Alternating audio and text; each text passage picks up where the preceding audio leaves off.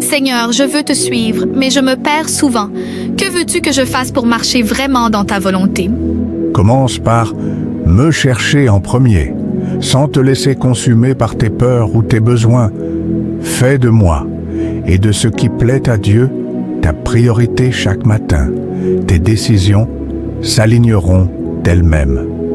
Quand ton cœur place le royaume et la justice avant tout le reste, les choses matérielles et les réponses viennent en leur temps et ta route s'éclaire. Chercher Dieu d'abord, c'est choisir la direction d'un cœur dirigé par la vérité plutôt que par l'angoisse. Mais Jésus, je suis faible. Parfois je tombe, je manque de courage. Comment faire pour tenir ferme?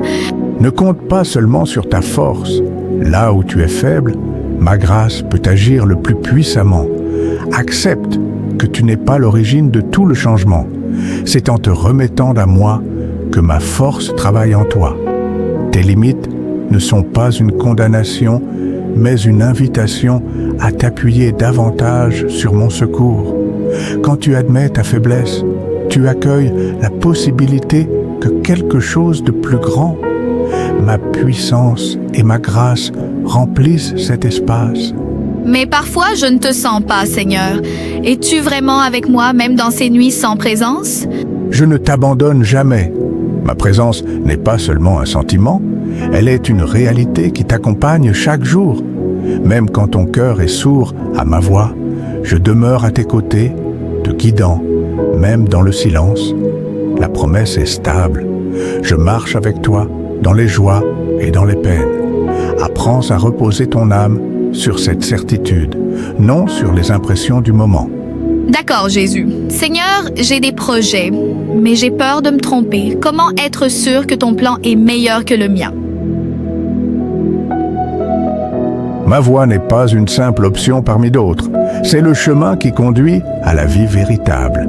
Cherche à marcher selon ce qui conduit à la vérité et à l'amour, et non selon ce qui flatte ou rassure seulement pour un temps.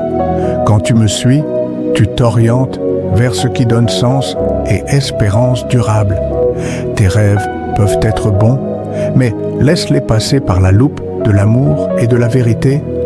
Si cela ne conduit pas aux fruits de paix, d'amour et de justice, demande-toi si c'est vraiment la route à suivre. Mon Seigneur, j'ai péché, j'ai échoué. Me pardonnes-tu vraiment? Comment effacer tout cela? Quand tu confesses tes fautes avec sincérité, l'âme se libère. Il y a un pardon qui restaure et qui efface la dette, non parce que tu le mérites, mais parce que l'amour veut racheter.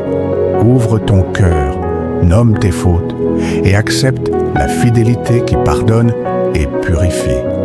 La culpabilité n'est pas un poids à porter pour toujours. La réconciliation est offerte pour te relever et te remettre en marche. Merci infiniment de m'aimer autant, Jésus. Merci de m'apprendre à vivre avec toi. S'il te plaît, Seigneur, qu'est-ce que je dois garder au fond de moi aujourd'hui? Garde la foi, plus que la peur. Quand l'inquiétude veut te guider, choisis la confiance. Crois que l'amour te tient, que les paroles de vie sont plus fortes que tes doutes. Agis dans la foi et ne laisse pas la crainte éteindre ce que tu sais être vrai. La confiance transforme les pas incertains en marche assurée. Je t'aime infiniment, mon fils.